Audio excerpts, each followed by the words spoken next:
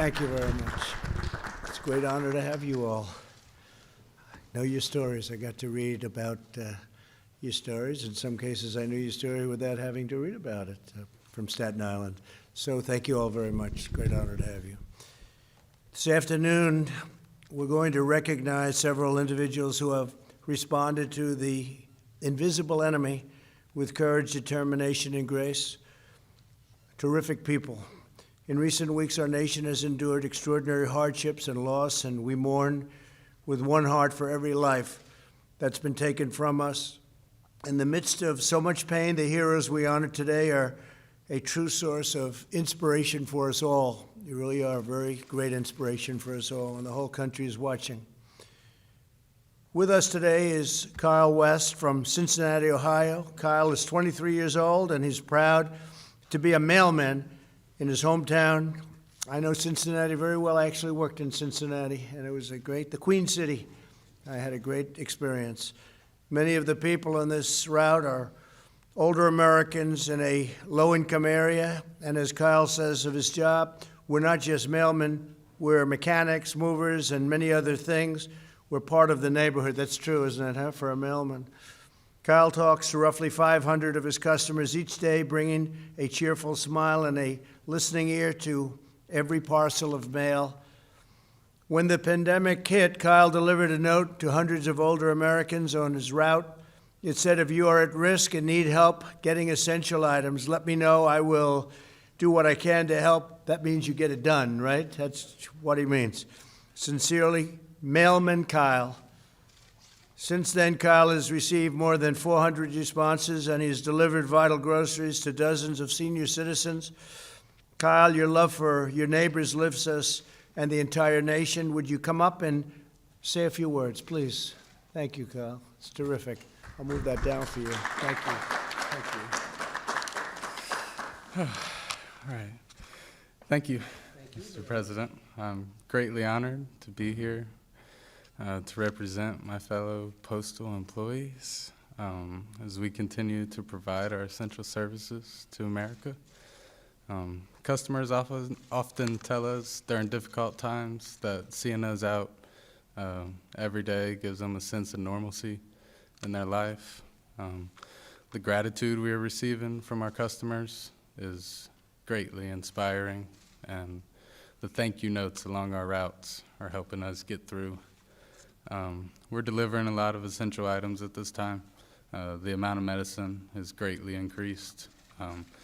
Customers depend on us for Social Security checks and other financial information, census material, mail-in ballots, and then essential items that they're ordering online. At the Postal Service, we're continuing to follow CDC guidelines to keep ourselves and our customers safe. Social distancing, wearing a face mask, lots of hand washing, and the cleaning of our vehicles and facilities. I'm very proud to work for the Postal Service and to deliver for our country. Thank you. Great job. Thank you very much, Kyle. Also with us are Libby Bish and Raphael Mello, and they're real estate agents in Northern Virginia, great business real estate. When one of their clients told them that his restaurant had been hit hard, Libby and Raphael decided they wanted to do something to help. They began raising money to buy food from restaurants to donate to local hospitals. Within a few weeks, they have raised over $6,000, made 18 deliveries, and fed over 500 healthcare workers. And Libby and Raphael, please, I'd like to thank you and acknowledge you by having you step forward and say a few words. Please, please, please. Thank you, Mr. President. Kind of covered it all for us already. So we are real estate agents in the DC area, and this mission really came about after receiving a phone call from some of our clients who work in the food and beverage industry here. They gave us some insight on what COVID-19, how the impact that it had on their business, and from there we just felt compelled to act. So we started a GoFundMe campaign to give them some additional business, took money, ordered catering directly from their restaurant, and we dropped it off with different staff working at various hospitals around the area, tirelessly, obviously. The campaign started picking up, so we started doing more donations, and we kept dropping off. We also increased our goal, but we kept dropping off at different hospitals around the area. So another really cool factor that we did to sprinkle in with this was we started compiling videos of some of our contributors expressing their gratitude, and those videos were being sent along with the food drop-offs. Let me get you ready. Some assistance with it. Yeah, so Mr. President already addressed most of this, but we named our campaign Frontline Fuel. We raised over $6,000, helped over 18 local businesses, and delivered meals to nurses and doctors in the area, over 500 nurses and doctors. We also partner with a local boutique company that produces hand sanitizer, Defy Aesthetic, to include in our drop-offs as an added bonus. Our mission is simple. We want to help local business while also encouraging and helping healthcare workers who are selflessly working around the clock to ensure the health of our people. Thank you, Mr. President, for this opportunity. It's an honor to be here today. Fantastic. Thank you both. Thanks very much. Great job. Tall guy, right? Next to. So how tall are you? 6'8". 6'8", that's a good height. That's, I have a son that looks like he's going to be right around that number. Barron, right? He's going to be up there. That's really good. Thank you very much, and thank you, Libby, very much. Today we also honor T.J. Kim, a high school sophomore from McLean, Virginia. T.J. hopes to serve as a pilot in the United States Navy. At just 16-year-old, 16, boy, that's a great age. T.J. is already taking flight classes to get his pilot's license.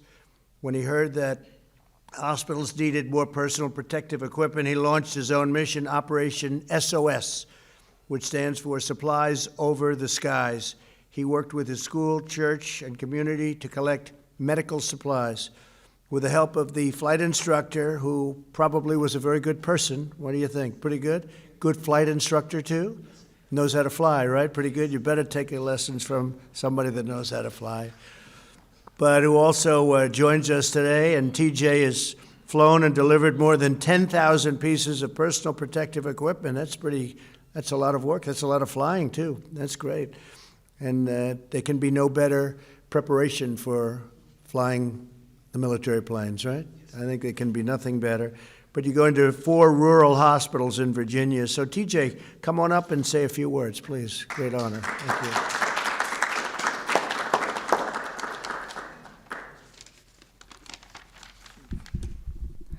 Thank you, Mr. President. I'm beyond humbled to be here today. My name is TJ Kim, and I'm a sophomore at the Landon School in Bethesda, Maryland. A little over a month ago, I turned 16 when, due to coronavirus, my school year and my lacrosse season were effectively over. All I had left was my flight training. Ever since I was 9, it's been my dream to attend the Naval Academy and become a fighter pilot in the Navy. So I talked to my dad about ways that I could continue my flight training while serving the community at the same time. We came up with Operation SOS, meaning Supplies Over the Skies. In my home state of Virginia, I found that there are 7 critical access hospitals serving the rural communities around them. And I realized that while every hospital is hurting for Tier 1 PPEs, it was the rural hospitals that were often forgotten about. So I wanted to do something to help and bless them. I've flown 4 Operation SOS missions so far to Luray Caverns, Winchester, the Highlands of Hot Springs, and the northern neck of Topping. I've sourced and delivered 8,000 medical gloves, 2,000 head covers, 1,500 shoe covers, 400 masks, as well as protective eyewear, isolation gowns, hand sanitizers, and disinfectant sprays. The response has been amazing. Throughout my journey, I've learned 2 lessons. First is that it takes a community to serve the community. What I mean is that I'm blessed by an incredible community that includes my family, my teachers and peers at Landon, my flight school, my neighborhood, and my church. It's been their support that has allowed me to complete each Operation SOS mission successfully. Second, I've learned that you are never too young to think about how to serve others in times of need. Mr. President, you once said that America is the place where anyone can rise. And today, there are youth everywhere in America rising up to help sew masks, deliver groceries to the elderly, and write thank you letters to our frontline workers. And when I think about them, I realize just how undeserving I am to be here. Mr. President, I'm so honored by this award, and I also don't know how to repay you. Let me make you this promise instead. As long as there's a need, and as long as I can find the PPEs and fly them to rural hospitals, I'm going to do it. I promise to continue to rise and be of service to my campus, my community, my commonwealth, and my country. Thank you. That's great. Thank you. Always back there, in the back. Back Who's middle. the instructor? Back middle. Good, how about standing up? Was he a great student? Tom, did a good job? He did a good job, I'll bet. Thank you very much, that's great, thank you. Thank you, sir. Fantastic story.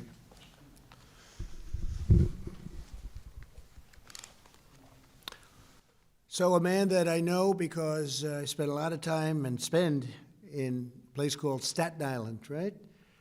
That's true, Frank, you know that. Frank Siller from Staten Island, New York, really special place. I spent many an hour, many a day with my father there over the years, and it's just great. Nearly 2 decades ago, Frank founded an organization called Tunnel to Towers to support the loved ones of the fallen first responders and service members. He began this mission to honor the legacy of his younger brother, firefighter Stephen Siller. And so Stephen's looking down right now, and he says, my brother's in the White House doing a real job. He's very proud of you. I know how hard you work. Coming from New York, I guess especially, Frank, I know how hard you work, and you've done a fantastic job. We appreciate it very much. But he was one of the immortal heroes who gave his life on September 11th, 2001. As the virus began to spread in New York earlier this year, Frank leapt into action. He helped raise money to deliver more than 1 million pieces of personal protective equipment. That's a lot. For hospitals in the city, Frank and his army of volunteers have delivered food to firehouses and phone stations and police stations and all sorts of places all across New York and New Jersey. Frank also raised over $5 million to help pay the mortgages of families' homes at 25 first responders. I guess it's a total of 25, so you have a lot of people that are very thankful, Frank. I've heard a lot about it. First responders and healthcare workers who have tragically lost their lives in the fight against the virus. It's a vicious, vicious enemy. Frank, I want to thank you for continuing to support our nation's heroes. And again, your family and your brother is very proud of you, looking down. And please come up and say a few words, Frank, please. Thank you.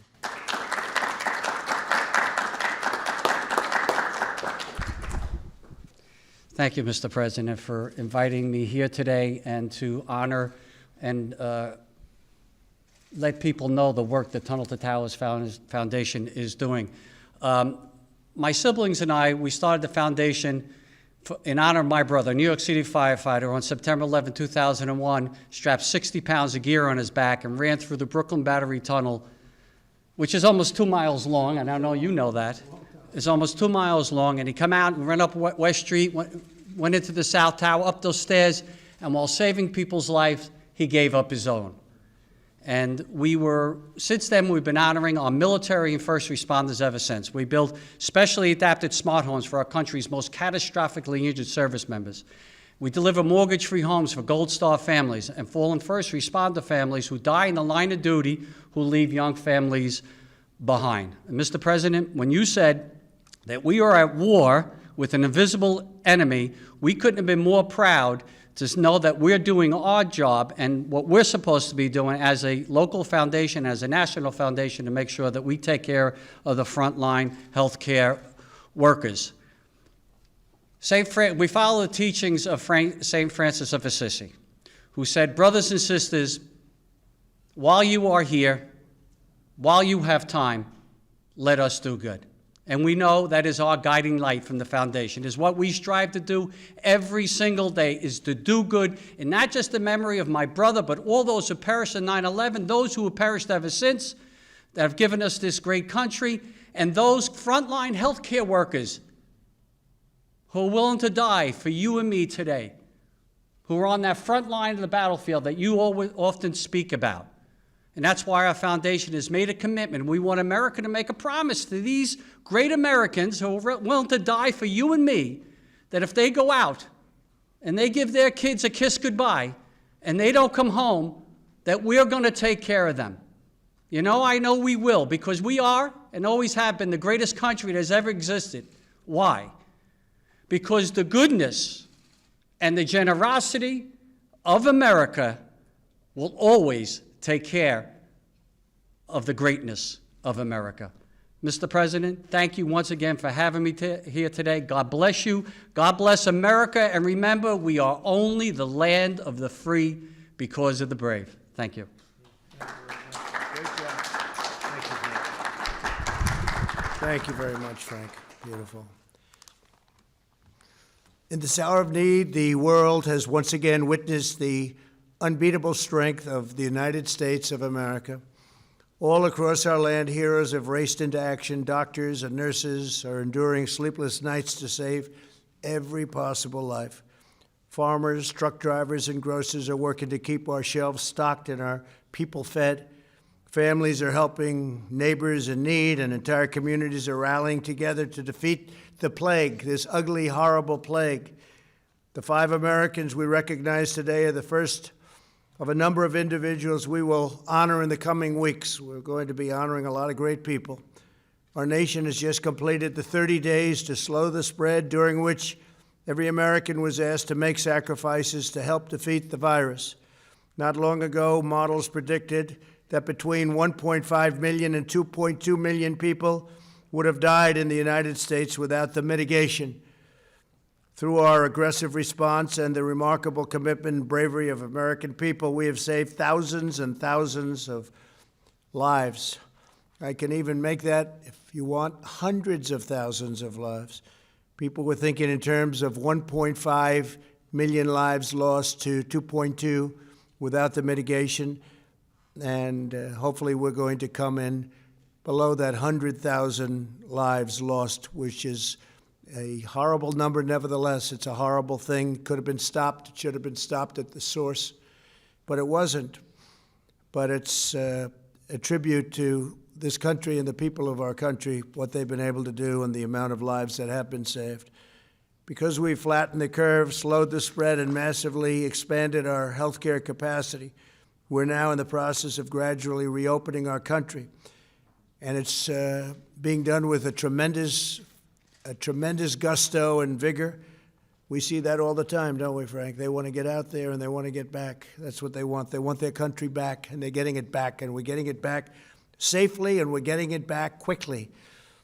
It's a strategy guided by science, evidence, facts, and reason. Never-ending lockdown would inflict colossal damage on the health and lifespans of our people.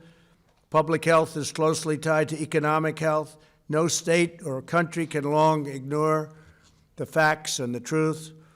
And we're just very proud of the fact that people have put up with so much in order to keep the numbers down to the level that it looks like we'll be having. Our finished number should be something, think of it. We could save anywhere from 1 million to even 1.5 million.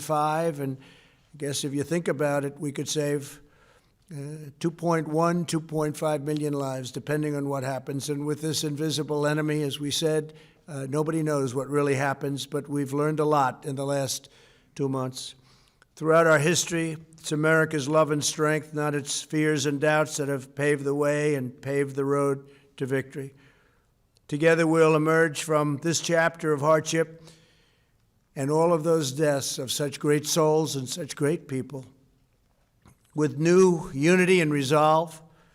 Our people will thrive, our industries will roar, our innovators will astonish, and America will triumph like never before. And that's what I feel, like never before. We built the greatest economy in the history of the world, greatest employment numbers, greatest stock market, greatest number of jobs any way you want it, greatest industries, greatest creations. And one day we had to close it down. They said, sir, we're going to have to close it down.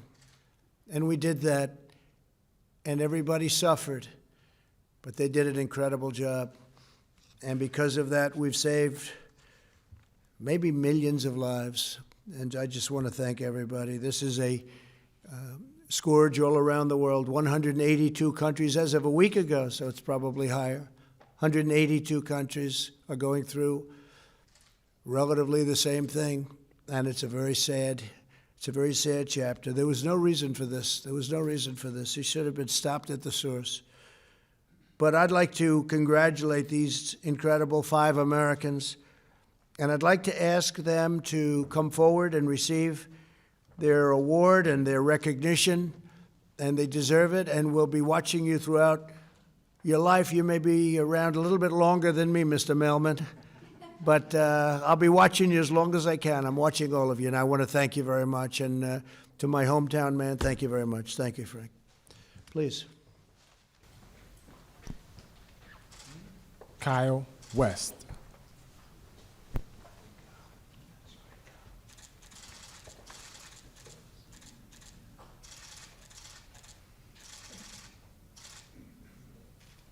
You want to get your instructor up here? Come on.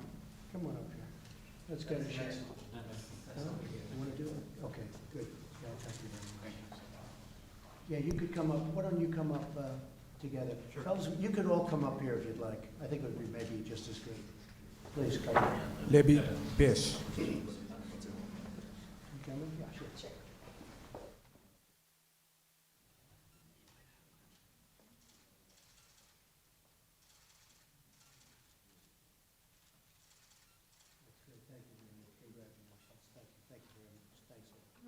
Raphael Mello.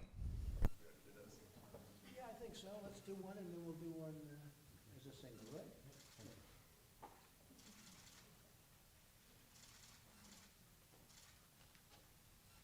Okay, let's take one of those. All right, thank you very much. You deserve that.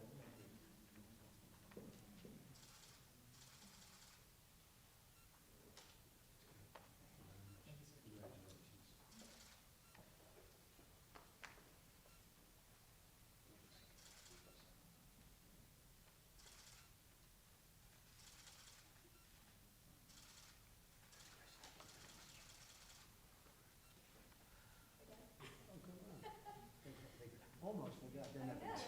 We won't let that happen.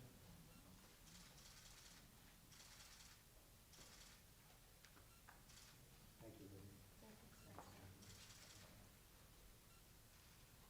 So that was great, and you represent a very important part of this country, and we appreciate it very much. Thank you very much. Go have a good day. Bye. Thank you.